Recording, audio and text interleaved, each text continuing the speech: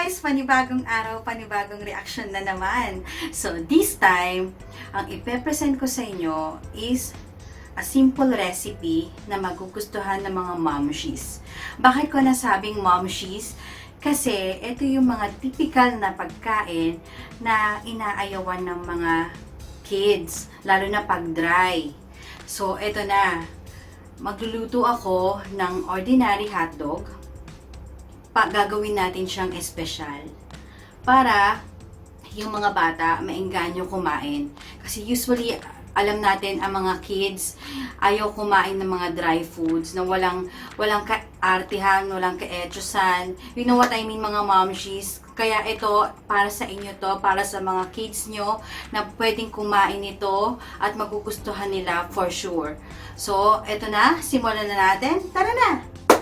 So, umpisahan natin, maglagay muna tayo ng oil. Yan. Konting oil lang. And then, mainit naman na yung pan eh. So, next natin ang onion.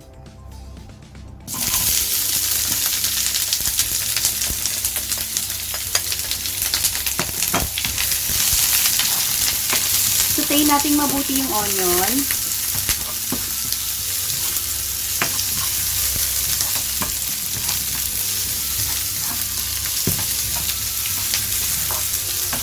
Alam niyo mga momshies, magugustuhan niyo to. Even me, na kahit ako'y mother na, nagugustuhan ko pa rin mga ganitong food kapag, kunyari yung wala ka sa mood na magluto and gusto mo lang yung hotdog and gusto mo lang gawing special. Ito yung ginawa kong recipe. So, pag okay na, medyo brownish na yung color ng onion, next na natin yung hotdog natin. Ito, bumili lang kami ng ordinary hotdog, yung walang tatak. So, gagawin lang namin special.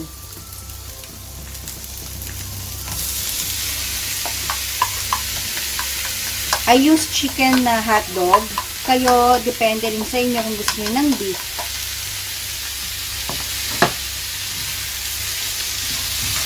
Sotay lang nating mabuti.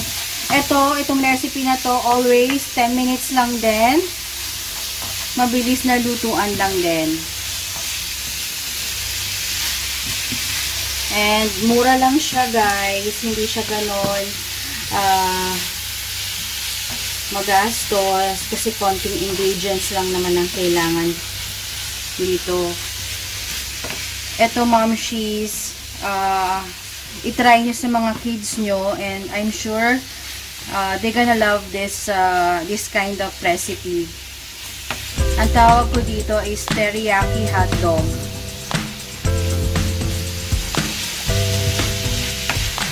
Tuloy lang natin siyang i-saute hanggang sa maging brown na yung hotdog.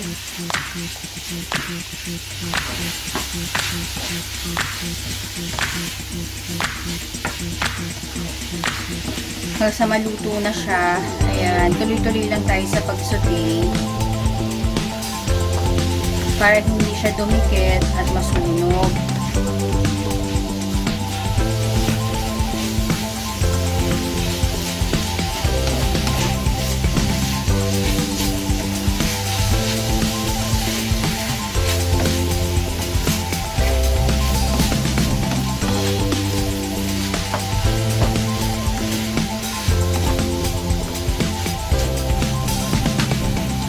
Yan lang natin siya.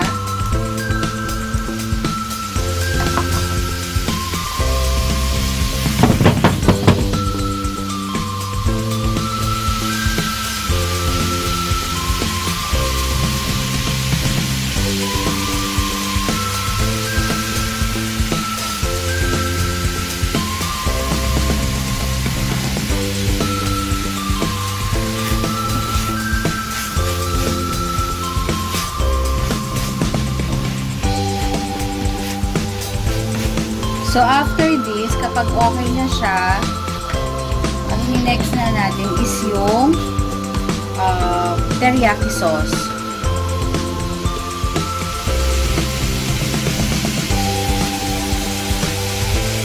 Ito yung ginagamit ko usually na teriyaki sauce, tikoman. Ito guys, pwede rin nyo siyang pang negosyo. Mura lang siya. And for sure magugustuhan ng mga bata. Kahit hindi naman bata, magugustuhan din ng mga matatanda. Kasi masarap talaga siya. Gusto ko itry nyo talaga this at home para malaman nyo kung nagsisinungaling ba ako o hindi. But for sure and very sure na magugustuhan nyo to.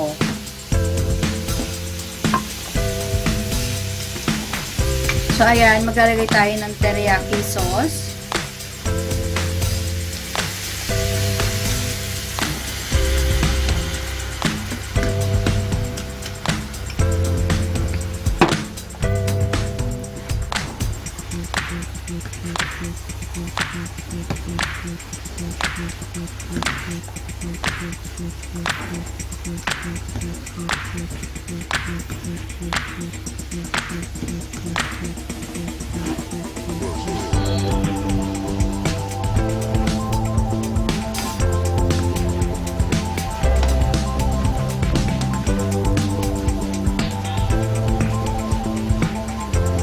Hayaan natin siyang kumulo.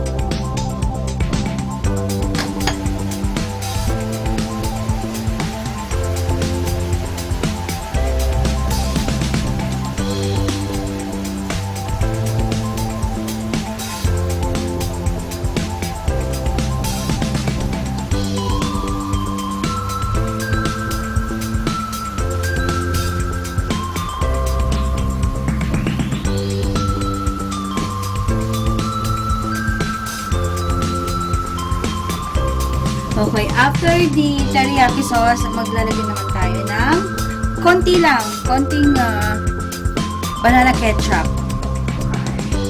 Pandagdag kulay lang sa ating hotdog.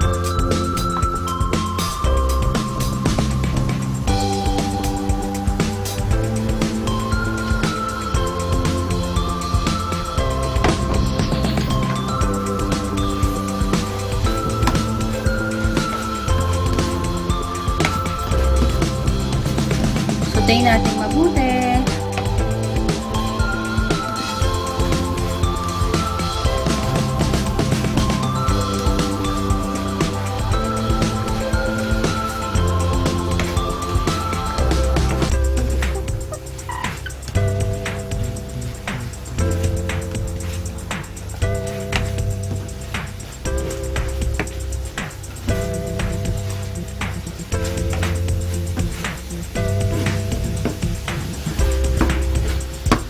After this, i-next natin ang sugar. Para maging matamis.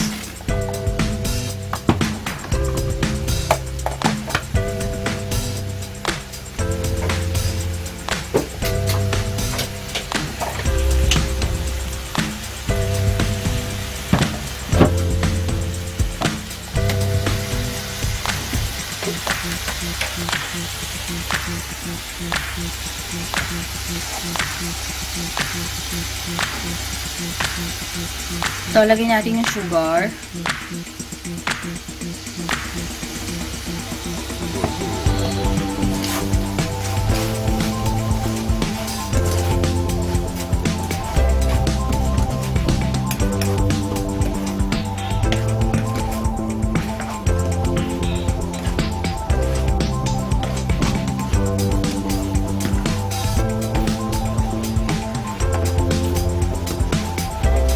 Guys, okay lang din na ako naglalagay ako ng paminta after this.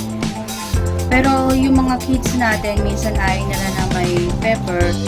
So, lagyan lang natin siya ng sugar.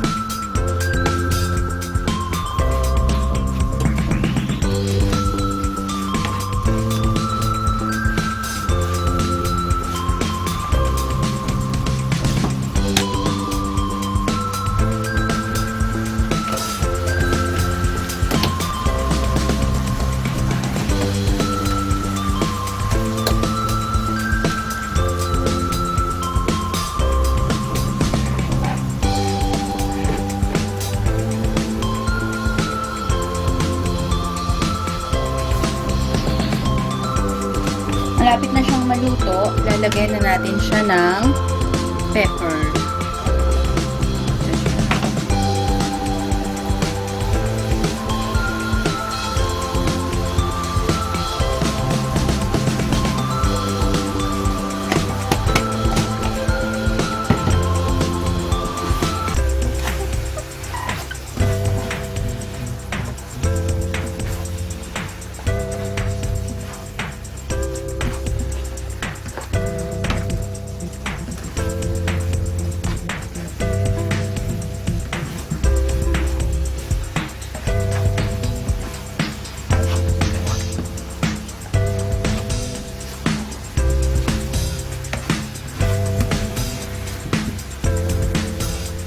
So, ipe-prepare ko na siya, guys.